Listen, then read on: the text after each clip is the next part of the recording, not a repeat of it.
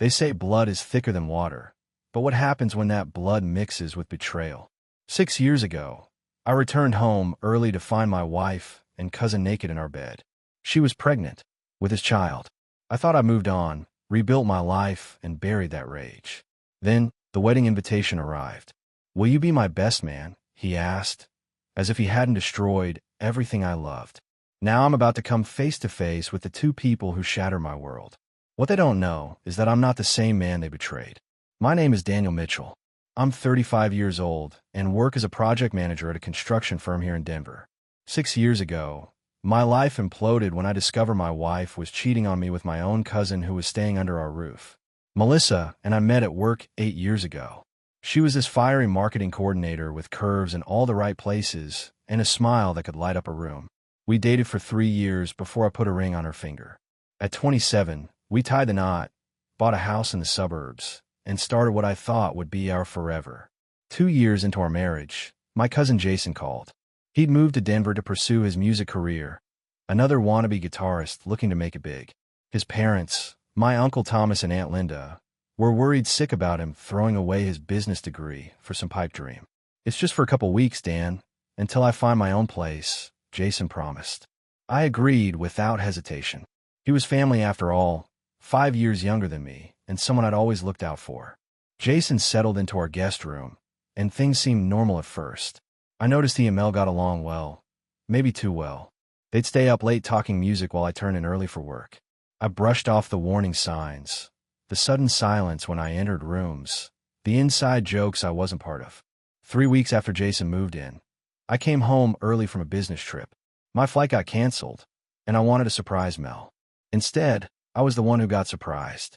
Their voices were coming from our bedroom, our goddamn marital bed. I stood in the doorway, briefcase still in hand, as they scrambled for clothes.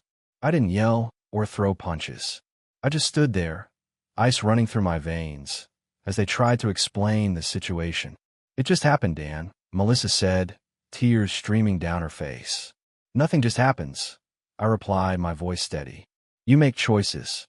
Jason couldn't even look me in the eye. "There's something else," he mumbled. That's when they dropped the bomb. Melissa was pregnant.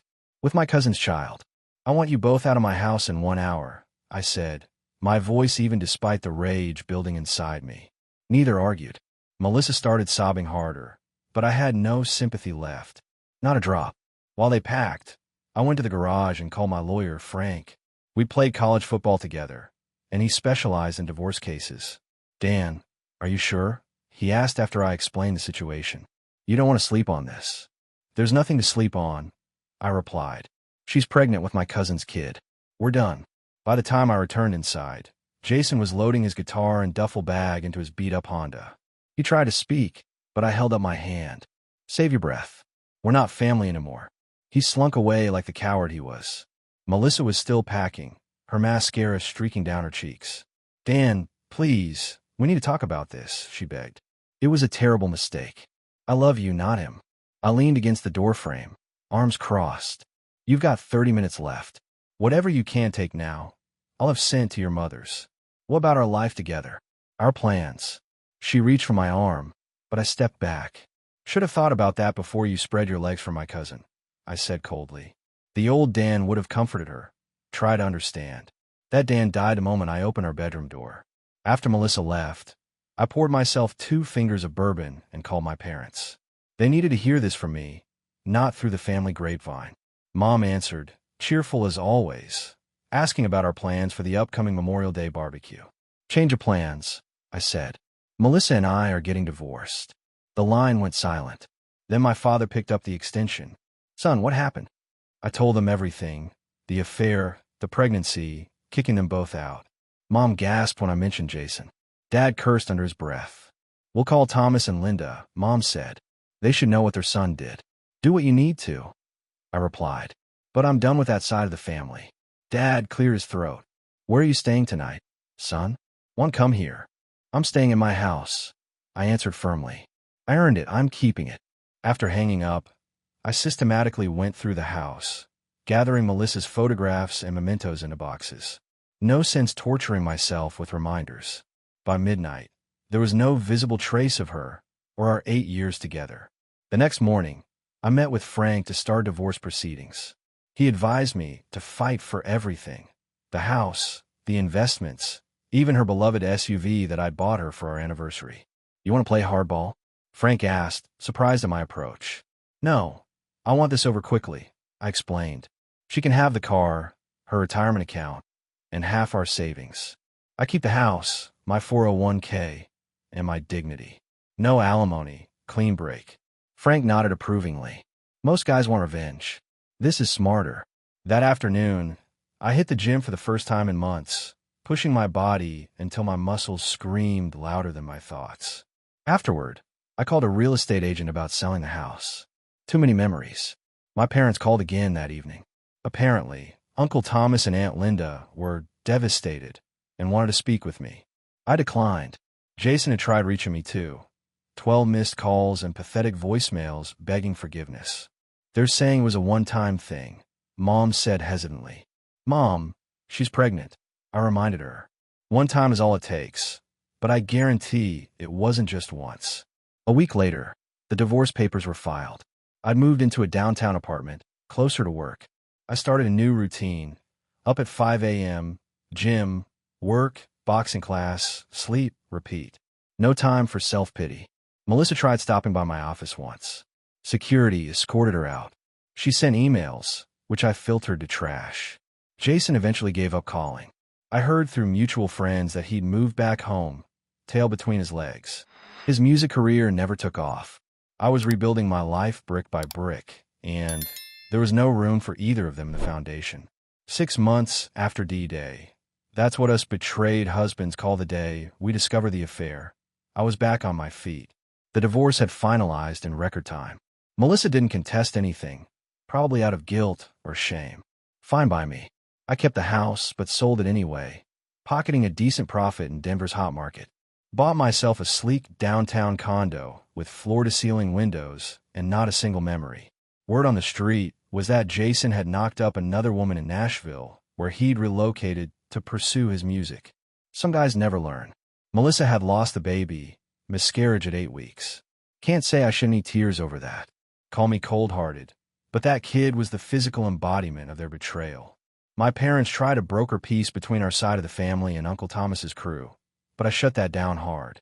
"Mom, I get that he's your nephew, but he crossed a line you don't come back from," I told her over Sunday dinner. "I don't need Kumbaya family reunions with people who stabbed me in the back." Dad nodded approvingly. He'd always been a man of principle. "Your mother and I support you 100%, son. We just don't want you to carry this anger forever." "It's not anger anymore," I explained, cutting into my steak. "It's boundaries. Big difference. I've thrown myself into work like a man possessed.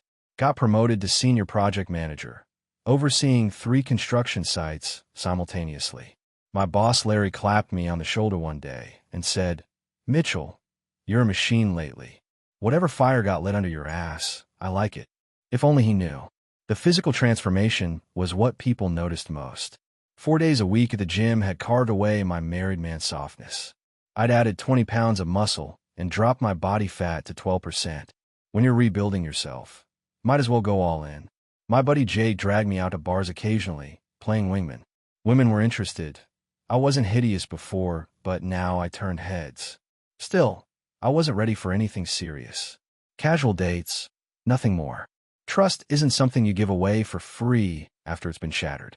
One surprising development: I'd taken up rock climbing. Something about scaling a wall, relying only on your own strength and decisions, was therapeutic as hell. No one to blame if you fall, no one to credit but yourself when you reach the top. That's where I met Monica, tough-as-nails climbing instructor with a no-BS attitude that was refreshing after Melissa's manipulative tears. We were just friends, climbing partners. But I respected her, and that was more than I could say for most people these days. "You climb like you've got something to prove," she observed one day as I tackled a difficult route. "Don't we all?" I countered, reaching for the next hold. She shrugged. "Some climb to prove something to others. You're climbing to prove something to yourself." Smart woman. She had me pegged. Every handhold I grasped, every summit I reached was a silent affirmation. I'm stronger now. I won't fall again. 6 years flew by. 6 years of building a new life brick by brick. I'd made partner at the firm, bought a mountain cabin as a weekend getaway, and even dated a few women seriously, though nothing stuck. Monica and I had remained friends. She'd married a firefighter and they had twins now. I was in a good place. The wound had scarred over. I rarely thought about Melissa or Jason anymore. Then the email landed in my inbox like a grenade. From jasonparker@gmail.com. Subject: wedding invitation. Please read. I stared at it for a full minute before clicking. The message was short but dropped like a bomb. Dan, I know it's been 6 years since everything went down. I'm getting married next month to an amazing woman named Rebecca. I'd be honored if you would be my best man. I understand if you refuse, but I hope this can be a first step toward healing our family. Please call me if you're willing to talk. Jason. No apology. No acknowledgement of the nuclear fallout he'd caused. Just a casual invitation, as if he'd borrowed my lawnmower without asking rather than screwing my wife and destroying my marriage. The ball's on this guy, I muttered, closing my laptop harder than necessary. That evening, I called my parents for our weekly check-in. After catching up on their Florida retirement adventures, Mom hesitated, then said, "Daniel, has Jason contacted you?" My grip tightened on the phone. "You knew about this?" "His parent called us yesterday," she admitted. "They're hoping this wedding might bring everyone back together." Back together? Are you kidding me? I paced my living room, blood pressure rising. Does everyone think I'm the bad guy for not playing happy families with the man who blew up my life? Of course not, honey, Mom soothed. But it's been 6 years. Holding on to anger. This isn't about anger. I cut her off. It's about respect. Self-respect. After hanging up, I poured myself a double whiskey and stepped onto my balcony. Denver's skyline glittered below, oblivious to my turmoil. Had everyone been in touch with Jason except me? Had they been having cozy family gatherings while I was building my life from scratch? My phone buzzed with a text from my father. "We've always been in your corner, son. Still are. Your mother worries, that's all." At least he got it. I fired back. "Thanks, Dad." The next morning, my receptionist buzzed. "There's a Thomas and Linda Parker here to see you." No appointment, but they're insistent. My stomach dropped. Uncle Thomas and Aunt Linda? Here? I hadn't seen them since before the divorce. "Send them in," I said, straightening my tie. No sense hiding behind my assistant. They entered looking older, grayer, but with the same faces that had once represented family to me. Now they were just reminders of betrayal. "Daniel," Aunt Linda said, tears already forming. "You look so well." Uncle Thomas extended his hand. After a moment's hesitation, I shook it. Professional courtesy, nothing more. "We need to talk about Jason's wedding," he began. I settled back in my chair, expression neutral. "No, actually we don't." 6 years of silence, and now you show up unannounced at my office. I kept my voice level, gesturing for them to sit. "I'm curious what made you think this was a good idea." Aunt Linda dabbed at her eyes. "We've missed you, Daniel. The family hasn't been the same." "Let's cut to the chase," Uncle Thomas interrupted, always the businessman. "Jason is getting married. He wants to make things right." I leaned back in my chair. "Make things right? That ship sailed 6 years ago. It sank with no survivors. People make mistakes," Aunt Linda pleaded. "Terrible ones, yes. But Jason has changed. He's grown up." I barked out a laugh. "Sleeping with your cousin's wife isn't a mistake. It's a choice made day after day. And now he wants me as his best man? That's not asking for forgiveness. That's asking me to pretend it never happened." Uncle Thomas shifted uncomfortably. After the miscarriage, Jason hit rock bottom. Moved back home, went to therapy, finally got his act together. Started a legitimate business. Met Rebecca 3 years ago. She's really straightened him out. "Good for him," I said flatly. "I'm glad he's not a complete train wreck. But that doesn't mean I need to be part of his life." "Your parents missed the way things were." Aunt Linda tried again. "We all used to be so close." That hit a nerve. "Hold up. You're telling me my parents have been in regular contact with you? After everything that happened?" They exchanged glances. "Not at first," Uncle Thomas admitted. "But the last few years, yes. For holidays, sometimes. They didn't want to upset you." The betrayal cut deep. My own parents had been lying to me, pretending they'd cut ties when they were playing happy family behind my back. "Get out," I said quietly. "Daniel, please." "Now." My tone left no room for argument. After they left, I canceled my afternoon meetings and drove to Clear Creek Canyon. The climbing would clear my head, help me think straight. 2 hours later, arms burning and mind quieter, I sat on a ledge overlooking the valley and called my parents. "Why did you lie to me?" I asked without preamble. Mom started to deny it, but Dad cut in. "We didn't want to hurt you, son." At first, we did cut contact. But time passed, and Thomas reached out when his mother, your grandmother, was dying. "So you've been what? Having Thanksgiving dinner together while telling me you were visiting friends." "We didn't lie about that," Mom insisted. "We just didn't volunteer information. A lie of omission is still a lie." I countered. "You know how I felt about their betrayal." "Their betrayal?" Dad asked gently. "Or just Jason's?" I had no answer for that. He was right. I'd lumped the entire family together. "We're coming to Denver this weekend," Mom said firmly. "We need to talk about this in person." After hanging up, I sat watching the sun set over the mountains.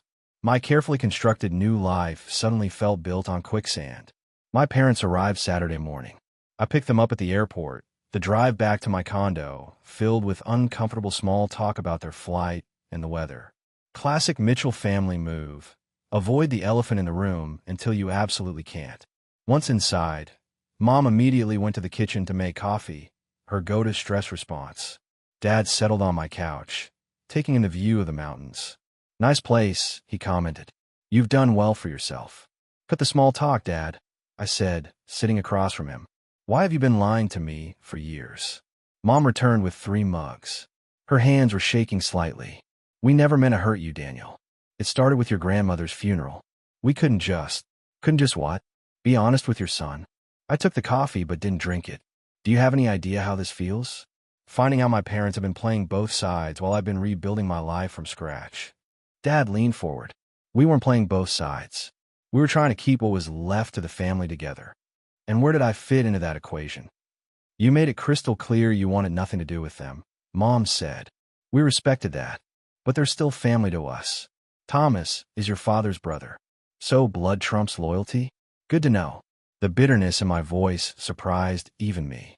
Dad's expression hardened. "That's enough, Daniel. I understand you're hurt, but we're not the villains here. We've supported you through everything.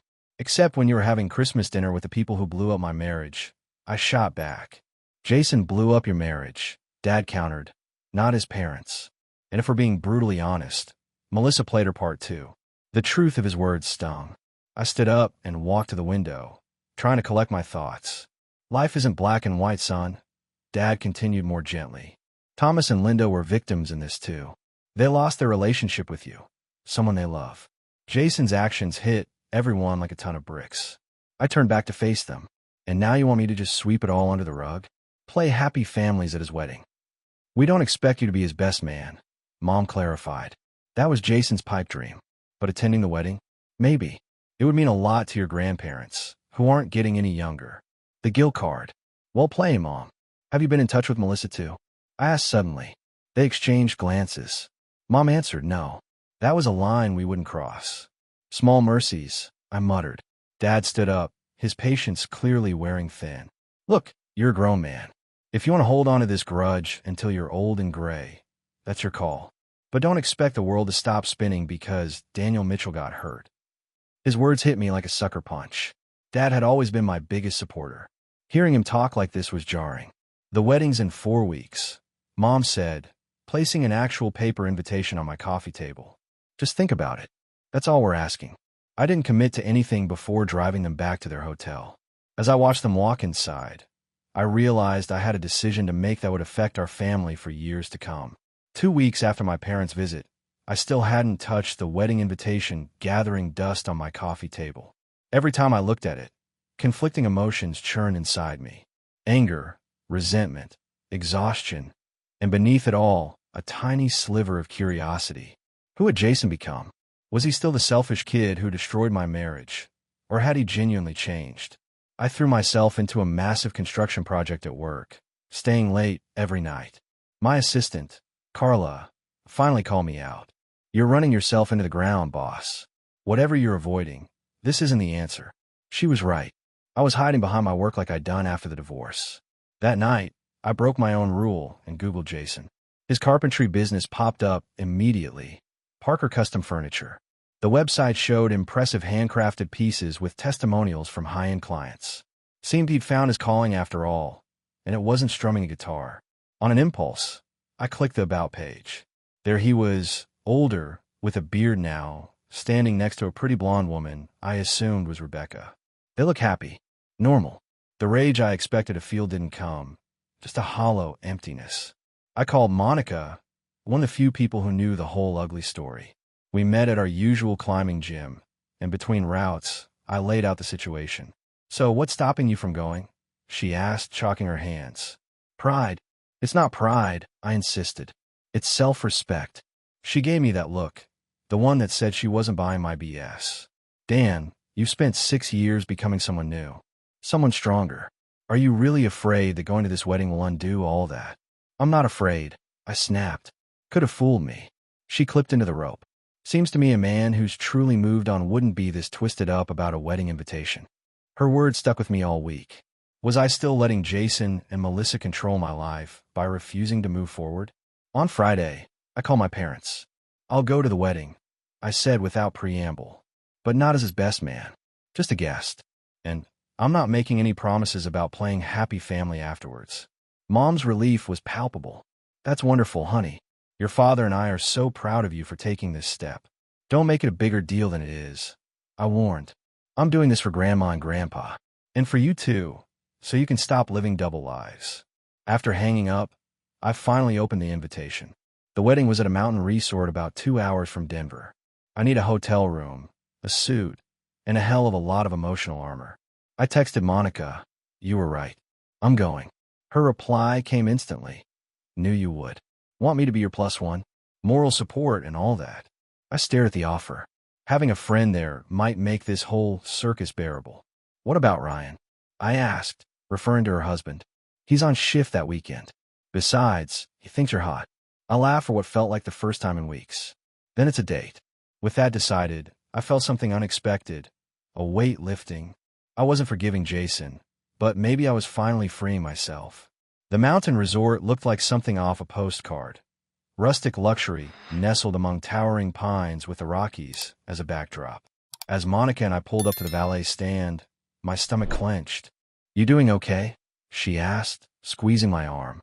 She looked stunning in a deep blue dress, her usual climbing attire replaced with elegant simplicity. "I'll live," I muttered, handing the keys to the attendant. The rehearsal dinner was tonight, the wedding tomorrow. I'd agreed to attend both, against my better judgment. My parents had texted that they were already inside, along with Uncle Thomas and Aunt Linda. In the lobby, I spotted them immediately. They were chatting with an older couple I recognized as Rebecca's parents from Facebook stalking. Mom saw me first, her face lighting up as she hurried over. "Daniel." She embraced me, then Monica.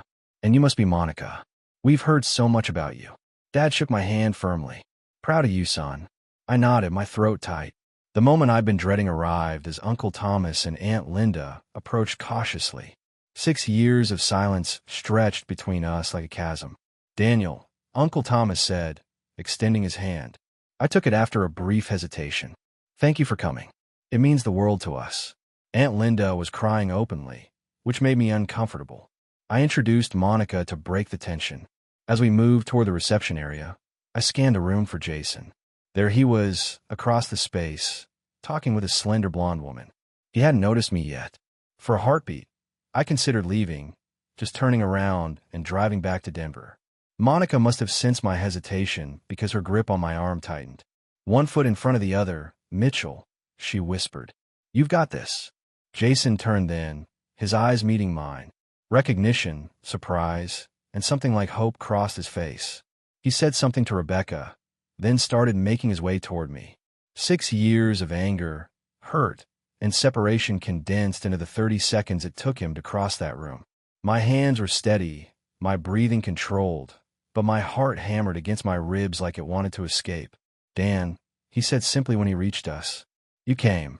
The moment of truth had arrived. The rehearsal dinner dissolved in a background noise as Jason stood before me. He looked different, broader in the shoulders. The boyish features hardened into a man's face. The cocky musician was gone. "Thanks for coming," he said, voice rough with emotion. "I honestly didn't think you would." That makes two of us, I replied evenly. Monica extended her hand. I'm Monica, Dan's friend. Jason shook it, his eyes not leaving my face. Jason Parker. I'm the screw-up in the family. An awkward silence descended until Rebecca appeared at Jason's side. She was pretty in a wholesome way, with intelligent eyes that assessed me quickly. You must be Daniel, she said warmly. I've heard so much about you. Not all bad, I hope, I replied automatically. Actually, mostly bad, she said with surprising candor. Jason hasn't spared himself in telling me about your history. Jason looked uncomfortable. Beck, maybe we should. No, she's right, I cut in. Let's not pretend this is a normal family reunion. Monica squeezed my arm in warning, but I was beyond caring about social niceties. 6 years of bottled anger had found its release valve. Can we talk? Jason asked quietly. Privately, against my better judgment, I nodded.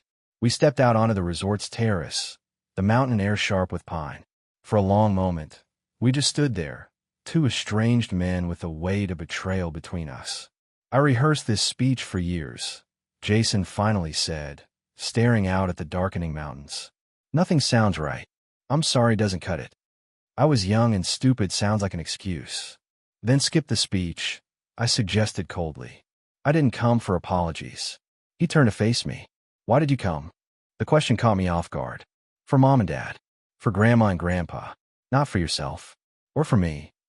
I laughed bitterly. For you? You gotta be kidding. Fair enough. He leaned against the railing. I don't deserve forgiveness, Dan. I know that.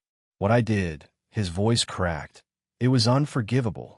Not just sleeping with Melissa, but betraying you, my cousin, my friend. His raw honesty disarmed me. I'd expected excuses, minimization, not this naked accountability. After the miscarriage, it all fell apart, he continued. Melissa and I, we were never about love. Just selfishness and lust. She left me, and I spiraled. Moved back home, drank too much, hated myself. Am I supposed to feel sorry for you? I asked, though the heat had left my voice. God, no. I deserved worse, he said simply. Dad finally kicked my ass into gear. Made me get therapy, learn a trade. I rebuilt my life from scratch, just like you had to. He reached into his pocket and pulled out a small wooden box. I made this for you. It's not a peace offering, because peace might be asking too much. Just acknowledgement. Inside was a perfectly crafted wooden compass, my initials inlaid in contrasting wood. Either way, after tomorrow, I won't bother you again, Jason said quietly. But know that not a day goes by that I don't regret what I did. He walked back inside, leaving me holding the compass and feeling strangely hollow. The morning of Jason's wedding dawned clear and brilliant, mountain light streaming through my hotel room window. Monica was already up, nursing a cup of coffee on the balcony. Sleep well? She asked as I joined her. Better than expected, I admitted. The conversation with Jason had left me strangely calm, like lancing an old wound. The ceremony was set for noon in the resort's outdoor pavilion. As Monica and I took our seats among the small gathering of guests, I spotted Melissa's parents across the aisle. They nodded politely but kept their distance. Some bridges stay burned. My parents sat beside me, Mom squeezing my hand as Jason took his position at the altar. The raw emotion on his face as Rebecca walked down the aisle caught me off guard. There was genuine love there, not the selfish infatuation he'd had with Melissa. During the reception, I kept to myself, making small talk when necessary, but mostly observing. Jason and Rebecca moved among their guests, clearly happy. Uncle Thomas approached me at the bar, bourbon in hand. I owe you an apology, too, he said gruffly, for how I handled everything back then. I should have been harder on Jason, made him face consequences sooner. I nodded, accepting his words without comment. As the celebration wound down, I found myself alone on the terrace where Jason and I had talked the night before. The wooden compass felt heavy in my pocket. Penny for your thoughts, Monica said, joining me with 2 champagne flutes. Just thinking about how life comes full circle, I replied, taking the offered drink. 6 years ago, I thought I'd lost everything.